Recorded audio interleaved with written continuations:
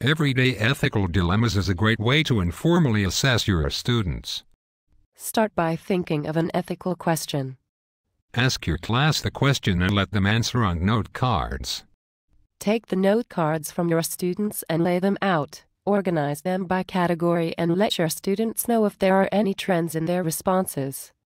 This is a super way to find out about how your students think and react to situations that involve sensitive patient-related problems.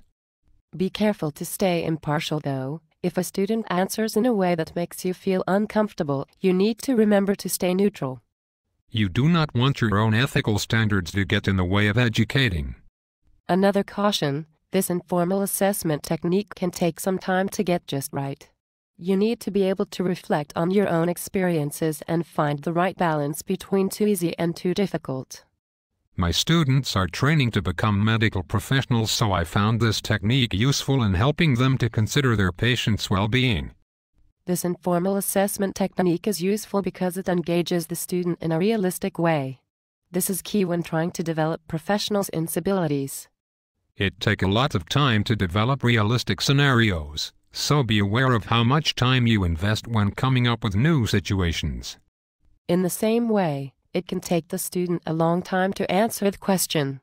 Be sure to put a time limit on your students' answers. I have an example question for you. An attractive female patient walks into the pharmacy. She has a prescription that looks suspicious. What would you say to her? How did the students answer? They were respectful of the patient and chose to call over the lead pharmacist. That is a good answer for this stage in their learning. Did it make a difference to you whether the patient was male or female, attractive or unattractive? No. I wanted to be sure that the prescription was legal to ensure patient safety. That's a very thoughtful approach. My students had similar answers. Impressive. What a great way to be proactive but maintain pharmacy standards.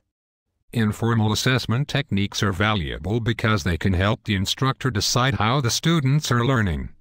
Students benefit because this technique allows them to interact on a professional level. That's true. Students need to be assessed informally in order for the class itself to be well aligned to the topic being taught. In what other ways is this assessment technique valuable? The technique allows the teacher to be more in touch with their ethical standards. Educators that constantly maintain their own education are very valuable. Is there anything else I should know about this informal assessment technique? Remember to engage the students at the level they are most comfortable with. Don't try to push any boundaries. Thanks. This has been very helpful. If you would like more information about classroom assessment technique number 31, you can check out the book by the same title, written by Thomas A. Angelo and K. Patricia Cross. It's on page 271.